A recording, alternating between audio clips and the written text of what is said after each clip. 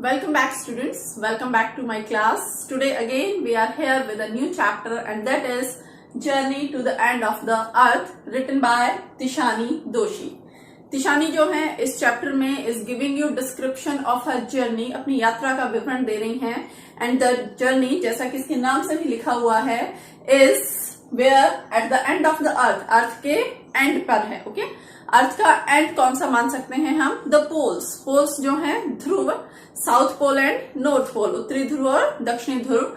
But in this chapter she has specially focused on the south pole. उनका focus कहां पर है? South pole पर, दक्षिणी ध्रुव पर.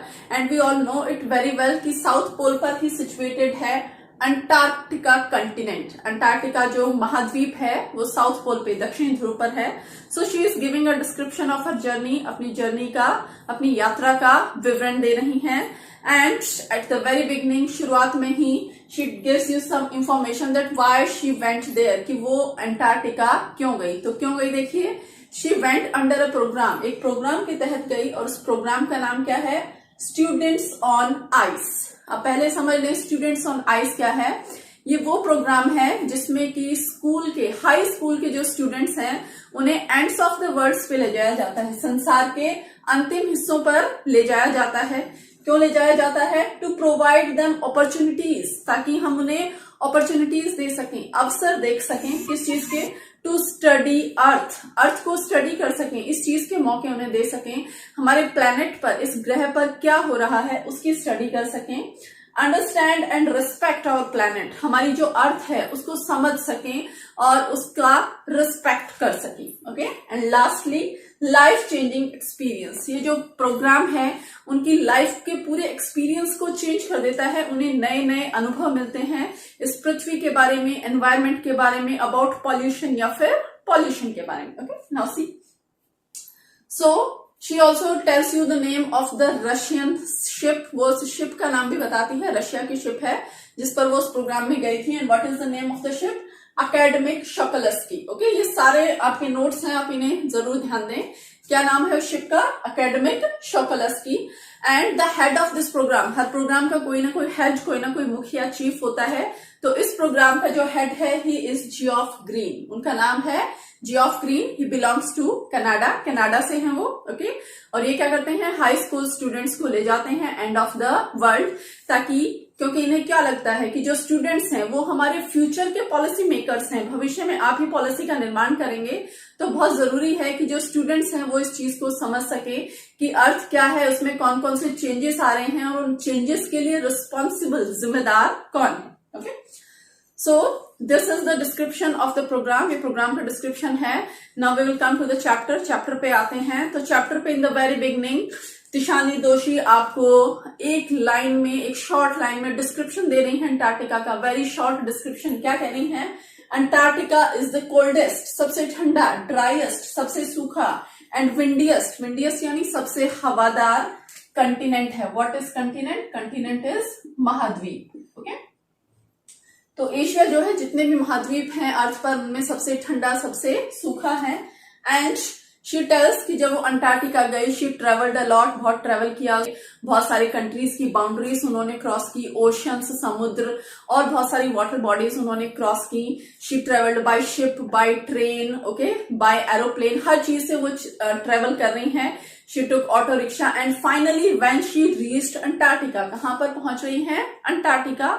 सो in a way she made a long journey, एक लंबी यात्रा उन्होंने की है. So first of all when she reached there, जैसे ही वो वहां पहुंची, क्वेश्चन भी है, उनका फर्स्ट इमोशन, पहली फीलिंग उनमें क्या आई? Of relief. रिलीफ यानी आराम महसूस हुआ उन्हें.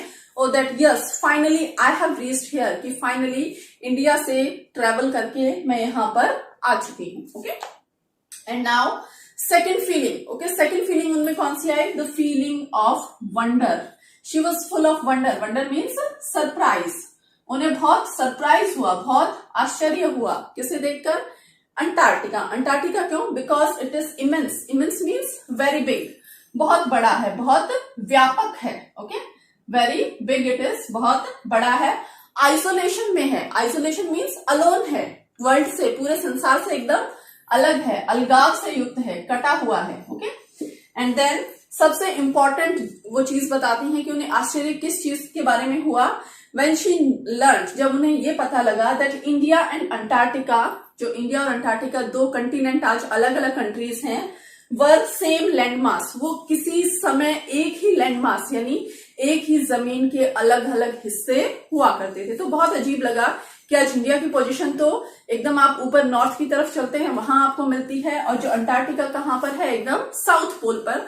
तो ऐसा कैसे पॉसिबल है कि ये दोनों जो कंट्रीज हैं, ये जो दोनों अलग अलग सेपरेट लैंड्स जो हैं, किसी जमाने में किसी टाइम में एक ही लैंड मास का हिस्सा हुआ करती थी। Okay, so she travels to the history. अब वो हिस्ट्री, इतिहास की बात करती हैं और आपको क्या बताती हैं अंटार्कटिका के बारे में, दैट 650 मिलियन ईयर्स अगो, कितने साल पहले, 650 मिलियन साल पहले, there was a giant, giant means big, giant again means big, very big, एक बहुत बड़ा, और अमेलगमेटेड मतलब एकीकृत, एक ही। Okay, there was a one big southern यानी दक्षिणी सुपर कंटिनेंट था, कंटिनेंट महाद्वीप, एंड सुपर कंटिनेंट मतलब विशाल महाद्वीप, यानी 650 मिलियन ईयर्स पहले एक महाद्वीप था, एक विशाल महाद्वीप था।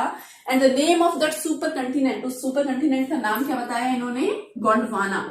अगर आप राजस्थान की हिस्ट्री पढ़ेंगे, आपने जरूर सुना होगा ये नाम, गोंडवाना। ओके, तो जो गोंडवाना है, ओके, ये एक सुपर कंटिनेंट हुआ करता था, और वो बताती हैं कि इंडिया और अंटार्कटिका दोनों, ठीक है, किसके हिस्से थे, इसी गोंडवाना लैंड के हिस्से थे। और जो गोंडवाना है, इट वॉज मच वार्मर, बहुत वार्म गर्म हुआ करता था। लेकिन आज आप देखेंगे कि अंटार्कटिका जो है क्या है, बहुत ज्यादा ठंडा है। लेकिन पहले जो गोंडवाना था गर्म था। यहाँ पर बायोडाइवर्सिटी थी, बायोडाइवर्सिटी इज जैव विविधता थी। ओके, कि जो जगह जितनी ज्यादा गर्म होगी वहां पर उतने प्रकार के जीव, पशु पक्षी, जंतु आपको मिलेंगे। Variety of flora and fauna, flora is वनस्पति थी यहाँ पर, एंड फोना इज जीव जंतु। Okay, that means there was biodiversity, यहाँ पर बायोडाइवर्सिटी थी, यहाँ पर बहुत ज्यादा गर्मी थी, और इंडिया और अंटार्कटिका इसी लैंड मास के एक हिस्से थे। ओके, बट व्हाट हैपन्स, उसके बाद क्या होता है, आज से 500 मिलियन ईयर्स पहले तक गोंडवाना जो है थ्राइव कर रहा था, फल फूल रहा था। बट टाइम केम, वो समय आया जब डायनासोर्स जो हैं, डायनासोर्स नाम सुना होगा आपने, पूरी तरह एक्सटिंक्ट हो गए थे, खत्म हो गए थे। ह्यूमन रेस, मानव प्रजाति ने जन्म ले लिया था, और मैमल्स हम किसे कहेंगे, स्तनधारी, यानी जीवों को जन्म देने वाले जो प्राणी हैं, उनकी जब अकरेंस हो गई थी, उनका जब उद्भव हो गया था पृथ्वी के ऊपर, वो आ गए थे। उस समय तक आते आते गोंडवाना सेपरेट हो गया, और अर्थ की कंडीशन कुछ ऐसी हो गई जैसी कि आज हम देखते हैं। ऑथर टेल्स यू, आपसे कहती हैं, इमेजिन, कल्पना कीजिए कि इंडिया और अंटार्कटिका जो कभी गोंडवाना का हिस्सा हुआ करते थे, और कहां पर थे, वर्ल्ड के मैप में सबसे नीचे, यानी सबसे दक्षिणी, सबसे साउथ हिस्से में जो थे, इंडिया ने क्या किया, अपने आप को पुश करना, अपने आप को धकेलना स्टार्ट कर दिया नॉर्थ, यानी ऊपर की तरफ, जैमिंग अगेंस्ट एशिया। और किससे आकर मिल गया, एशिया से आकर जैम हो गया, जुड़ गया, बकल इट्स क्रस्ट। और परिणाम स्वरूप क्या हुआ, इंडिया की सबसे ऊपर वाली जो क्रस्ट है, जो जमीन का सबसे ऊपर वाला हिस्सा है, उसमें बकल आ गया, वलन आ गया, और उस वलन के परिणाम स्वरूप फॉर्म हिमालयास, किसका निर्माण हुआ, हिमालय पर्वत श्रृंखला का। ओके, तो इंडिया साउथ से कहां पर पहुंच गया, नॉर्थ में। उसके बाद साउथ अमेरिका जो कभी गोंडवाना का ही हिस्सा है, ड्रिफ्टेड जॉइन, उसने भी ड्रिफ्ट किया, और किसको ज्वाइन कर लिया, नॉर्थ अमेरिका से जाकर जुड़ गया।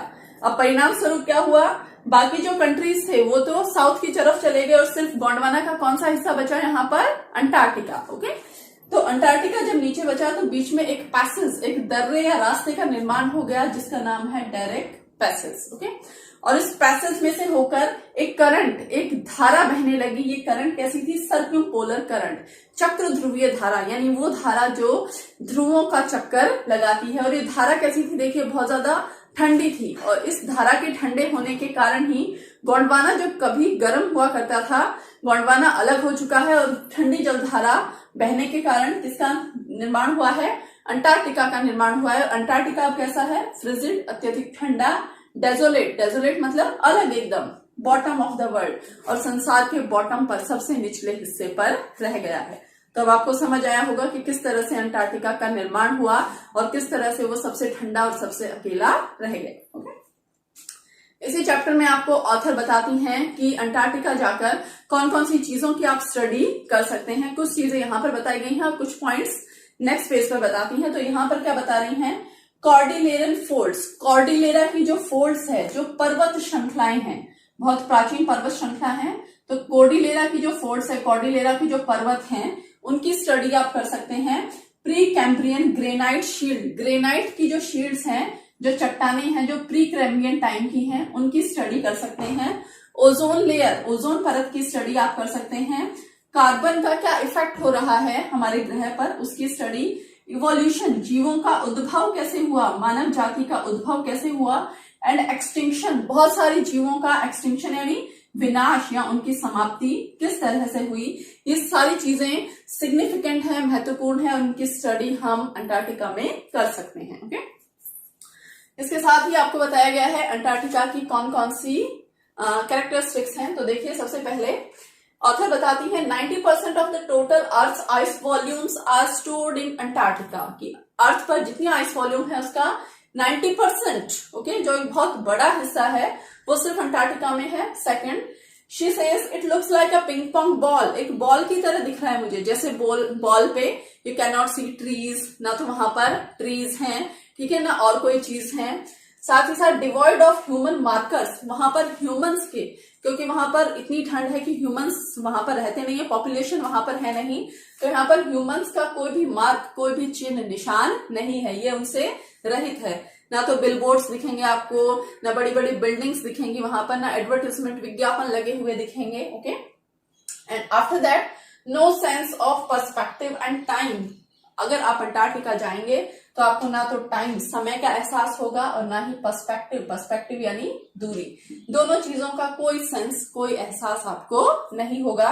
And last, microscopic to mighty, यहाँ पर जो चीजें हैं आपको माइक्रोस्कोप से देखनी पड़ जाए, यानी छोटी से छोटी चीजों से लेकर माइटी, बड़ी से बड़ी शक्तिशाली चीजें आपको देखने को मिल सकती है।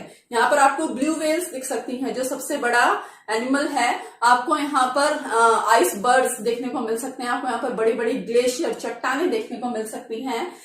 तो दूसरी तरफ आपको मिजेस, माइट्स, छोटे छोटे कीड़े मकोड़े, मॉस्किटोस भी यहाँ पर देखने को मिल सकते हैं। इस तरह से अंटार्कटिका जो है बहुत सारी कैरेक्टरिस्टिक्स से भरा हुआ है। तो अगर अंटार्कटिका पे क्वेश्चन पूछा जाए तो ये सारी चीजें आप इसमें जरूर लिखें। In the next part of the chapter the author talks about human impact, मानव का क्या प्रभाव पड़ा है on earth and on Antarctica, earth पर और अंटार्कटिका पे। So she starts that humans are on earth, की ह्यूमन सिविलाइजेशन, मानव सभ्यता अर्थ पर सिर्फ कितने टाइम से है, 12,000 ईयर्स, सिर्फ 12,000 साल हुए हैं हमें, यानी सिर्फ आप ये मान सकते हैं अर्थ की जो घड़ी है उस पर हम सिर्फ कुछ सेकंड्स से हैं, बहुत कम टाइम हुआ है।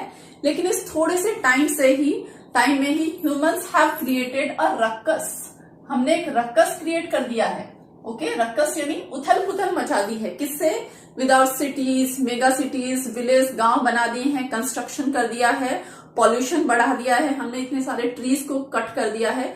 तो ये सारी चीजें करके हमने क्या किया है, अपना डोमिनेंस, अपना प्रभुत्व स्थापित कर दिया है। And what happens, the human population, मानव की जो जनसंख्या है, दैट इज इंक्रीजिंग रैपिडली, बहुत तीव्र गति से बढ़ रही है। और जब जनसंख्या इतनी तीव्र गति से बढ़ रही है तो हमें क्या करना पड़ रहा है, जो दूसरी स्पीसीज हैं, स्पीसीज यानी प्रजातियां हैं, जो दूसरे जीव जंतुओं की प्रजातियां हैं, हमें उनसे बैटल, युद्ध करना पड़ रहा है। क्यों? क्योंकि अर्थ पे जो रिसोर्स हैं, रिसोर्स यानी स्रोत हैं, चाहे वो पानी हो या मिट्टी, चाहे वो पानी हो या पेड़ पौधे हो, फल हो, सब्जियां हो, वो सारी चीजें बड़ी लिमिटेड हैं। तो उन चीजों के लिए हम क्या कर रहे हैं, दूसरे स्पीसीज से बैटल कर रहे हैं, युद्ध कर रहे हैं। Burning of fossil fuels, fossil fuels क्या होता है, जीवाश्म ईंधन, उसे हम बहुत ज्यादा बर्न कर रहे हैं, जला रहे हैं, फैक्ट्रीज में, मोटरसाइकिल्स में, व्हीकल्स में, ठीक है। तो फॉसिल फ्यूल्स को बहुत ज्यादा जला रहे हैं और उसका रिजल्ट क्या हो रहा है, carbon dioxide. Okay, carbon dioxide की मात्रा बहुत ज्यादा बढ़ गई है और कार्बन डाइऑक्साइड का एक तरह से ब्लैंकेट इज कंबल हमारे चारों तरफ बन गया है। और आपको पता है कार्बन डाइऑक्साइड एक हैवी गैस है, ये क्या करती है, सन की जो हीट है, सूर्य की जो गर्मी है, उसे वापस उसे वापस जाने नहीं देती और इसी कारण ये CO2 गैस क्या करती है, ग्लोब की जो वार्मिंग है, अर्थ की जो गर्मी है उसे इंक्रीज करती है, उसे बढ़ाती है। तो जब CO2 की मात्रा, कार्बन डाइऑक्साइड की मात्रा बढ़ जाएगी तो क्या होगा, इंक्रीजेस ग्लोबल टेम्परेचर। अर्थ का जो टेम्परेचर है, अर्थ का जो तापमान है वो धीरे धीरे इंक्रीज होता जा रहा है, बढ़ता जा रहा है और इसका परिणाम क्या हो रहा है, क्लाइमेट चेंज। हमारा जो क्लाइमेट है, हमारी जो जलवायु है उसमें पूरी तरह बदलाव हो गया है। क्या हो रहा है, बड़ी बड़ी जो आइस शील्ड्स हैं वो मेल्ट हो रही हैं, ग्लेशियर्स हैं वो पिघल रहे हैं, समुद्र में पानी का जो लेवल है वो धीरे धीरे बढ़ता जा रहा है। ओके, सो अब इसी रेफरेंस में ऑथर बात कर रही हैं अंटार्कटिका की और क्या बता रही हैं कि अगर आप अंटार्कटिका की स्टडी करते हैं, आप क्लाइमेट चेंज की बात करते हैं, जलवायु परिवर्तन की बात करते हैं, तो अंटार्कटिका उसमें बहुत क्रूशियल है, बहुत इंपॉर्टेंट है, बहुत नाजुक एलिमेंट है, बहुत इंपॉर्टेंट चीज है जिसकी आपको स्टडी करनी है। अब क्यों इंपॉर्टेंट है Antarctica? First reason, never sustain human population, क्योंकि अंटार्कटिका ने कभी भी ह्यूमन पॉपुलेशन को सस्टेन नहीं किया, धारण नहीं किया, इसीलिए आप मान सकते हैं कि ये अभी तक पूरी तरह पवित्र है। ह्यूमन पॉपुलेशन नहीं है तो आप इजीली वहां जाकर स्टडी कर सकते हैं, वहां पर जितनी भी चीजें हैं अपने ओरिजिनल फॉर्म में है, ओरिजिनल स्वरूप में है। दूसरा कारण, 500,000 years old carbon records in its ice. Okay, कि इसके जो आइस के जो कोर्स हैं, कि इसकी जो आइस की जो शीट्स हैं उनके बीच में कार्बन के रिकॉर्ड्स दबे हुए हैं। जो पेड़ पौधे, जीव जंतु किसी समय में इसके नीचे दब गए थे, उनके कार्बन रिकॉर्ड्स आज तक वहां पर सुरक्षित हैं। तो कार्बन रिकॉर्ड्स के माध्यम से आप जीव जंतुओं की स्टडी कर सकते हैं, अर्थ का निर्माण कैसे हुआ, ह्यूमंस का उद्भव कैसे हुआ, इन सारी चीजों की स्टडी आप यहाँ पर कर सकते हैं। अगर आपको अर्थ के पास्ट, भूतकाल की स्टडी करनी हो, प्रेजेंट की या फ्यूचर की स्टडी करनी हो, तो उसके लिए सबसे सुटेबल प्लेस है अंटार्कटिका। क्यों?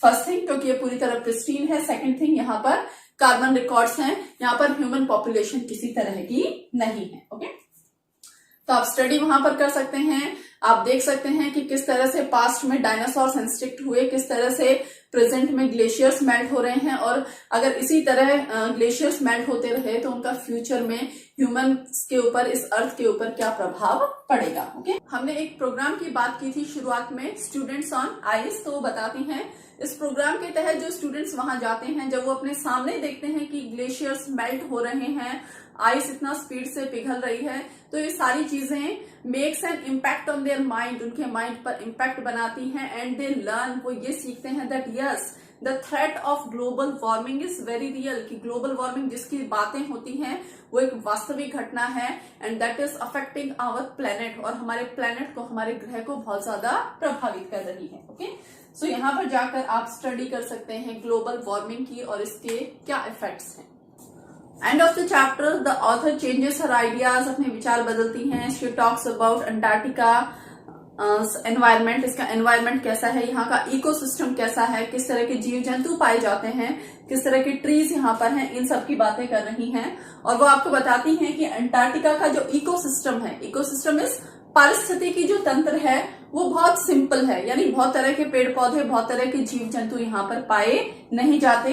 यहाँ पर लेक ऑफ बायोडाइवर्सिटी है, बायोडाइवर्सिटी यानी जैव विविधता की कमी है। क्यों? क्योंकि अंटार्कटिका बहुत ज्यादा ठंडा है। देखिए, हमने गोंडवाना की बात की थी, जब गोंडवाना का हिस्सा हुआ करता था अंटार्कटिका, तो गोंडवाना क्या था, बहुत ज्यादा गर्म था, इसलिए वहां पर बहुत ज्यादा बायोडाइवर्सिटी थी, जैव विविधता थी। लेकिन जब इंडिया, सदर्न ओशन अलग हो गए तो अंटार्कटिका ठंडा हो गया और फलस्वरूप बायोडाइवर्सिटी, जैव विविधता धीरे धीरे समाप्त हो गई, इसलिए यहाँ पर जैव विविधता की भी कमी है। सेकंड थिंग, एक और इम्पोर्टेंट चीज के बारे में बता रही हैं, वो आपको बता रही हैं phytoplankton. Now what is phytoplankton? ये एक माइक्रोस्कोपिक आप कह सकते हैं, बहुत छोटी ग्रास होती है, एक घास होती है जो कहां पर पाई जाती है, इन सी, समुद्र में पाई जाने वाली एक ग्रास है। तो क्वेश्चन आपसे पूछ लिया जाए what is phytoplankton, so phytoplankton is the grasses of sea, समुद्र में पाई जाने वाली एक घास है, समुद्र के सबसे ऊपरी हिस्से पर, ऊपर वाले हिस्से पर पाई जाती है, सरफेस पर। अब ये ग्रास क्या करती है, देखिए, it nourishes and sustain southern ocean food chain, पूरा का पूरा जो सदर्न ओशन है, साउथ ओशन है, दक्षिणी जो पूरा का पूरा समुद्र है उसकी जो फूड चेन है, यानी उसका जो खाना जो बनता है वो उस फूड चेन को नरिश करती है, पोषण करती है और उसे सस्टेन करके रखती है, उसे बनाकर रखती है। कैसे? फाइटोप्लैंक्टन देखिए किसका यूज करती है? सन की एनर्जी, सूर्य की ऊष्मा का, सूर्य की जो गर्मी है, सूर्य की जो किरणें हैं उनका प्रयोग करती है। और ये फोटोसिंथेसिस, नाम सुना होगा आपने, प्रकाश संश्लेषण, ये प्रकाश संश्लेषण की क्रिया करती है और उसके फलस्वरूप क्या कर सकते हैं, जो जितने सी एनिमल्स, मरीन एनिमल्स जो है, मरीन यानी सी, जितने भी सी एनिमल्स हैं वो क्या कर सकते हैं? ब्रीथ कर सकते हैं, सांस ले सकते हैं, अपना भोजन बना सकते हैं। किसका यूज करते हुए? फाइटोप्लैंक्टन का। ओके, सो फाइटोप्लैंक्टन बहुत इंपॉर्टेंट है, बहुत क्रूशियल है अगर मरीन एनिमल्स को जिंदा रहना है। अब देखिए फाइटोप्लैंक्टन पे सीधा सीधा असर किसका होता है? ओजोन लेयर का। ओके, ओजोन लेयर से आपको पता है अल्ट्रावायलेट रेस, पराबैंगनी किरणें निकलती हैं। तो अगर ओजोन लेयर में और ज्यादा डिप्लीशन होता है, अगर ओजोन लेयर में और ज्यादा क्षति होती है, उसका और ज्यादा नुकसान होता है, तो जो अल्ट्रावायलेट रेस हैं उनको ओजोन लेयर रोक नहीं पाएगी और अल्ट्रावायलेट रेस क्या करेंगी? आकर सीधे का सीधा जो फाइटोप्लैंक्टन है उसे धीरे धीरे खत्म कर देंगी। और अगर फाइटोप्लैंक्टन खत्म हो गया तो उसका बुरा परिणाम क्या होगा? जितने भी सी एनिमल्स हैं वो भी शायद धीरे धीरे समाप्त हो जाएंगे, क्योंकि उन्हें फूड अवेलेबल नहीं होगा। ओके, तो फाइटोप्लैंक्टन आपको समझ में आया? ये सी ग्रास है, ये सन की एनर्जी का यूज करती है, फोटोसिंथेसिस करती है, ऑक्सीजन दे रही है मरीन एनिमल्स को, उनकी फूड चेन में, फूड बनाने में उनकी हेल्प कर रही है। Okay, so the author tells you कि जो फाइटोप्लैंक्टन है बहुत ही इंपॉर्टेंट है for the Antarctic region, Antarctica के क्षेत्र के लिए। ओके, सो ही सेज, वो क्या बताते हैं, that if you pay attention to small things, कि अगर आप छोटी छोटी इन घास जैसी चीजों पर भी ध्यान दे लें तो क्या होगा? बड़ी बड़ी चीजें अपने आप लेवल में, अपने आप बैलेंस में आ जाती हैं। और अगर आप छोटी छोटी चीजों पर ध्यान नहीं देंगे तो उनके बिग रिपक्शंस हो सकते हैं, उनकी बड़ी बड़ी प्रतिक्रियाएं हो सकती हैं।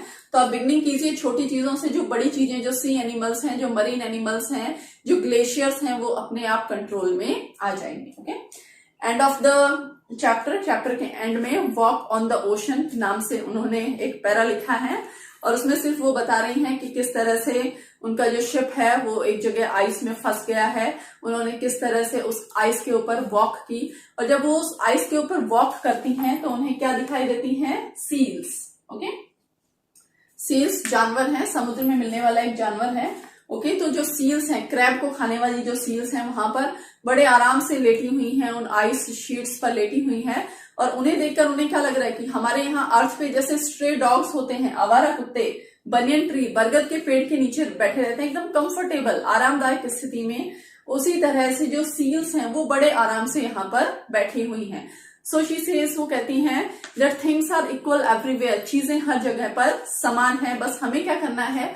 उन चीजों को संभालना है। Okay, so in this chapter the author gives you a very important message. The message is of saving the earth, earth को बचाइए, स्टॉप द पॉल्यूशन, पॉल्यूशन को रोकिए, कार्बन डाइऑक्साइड की उत्पत्ति कम से कम हो ऐसे काम कीजिए, फॉसिल फ्यूल्स, जीवाश्म ईंधन का कम से कम प्रयोग कीजिए, वो सारे काम मत कीजिए जो कि ग्लोबल वार्मिंग को, हमारे इस अर्थ के टेम्परेचर को, तापमान को बढ़ाते हैं। Because if global warming is there, global warming होगी, ice sheets will melt, glaciers will melt, सारी चीजें पिघल जाएंगी, water level in sea will increase, water level समुद्र में बढ़ जाएगा, मैनी कंट्रीज विल ड्राउन, बहुत सारे देश हो सकता है डूब जाएं, many types of animals will die because of global warming, बहुत सारे एनिमल्स समाप्त हो जाएंगे। Okay, so just take care of us, just take care of yourself. We will be meeting in the next class with a new chapter.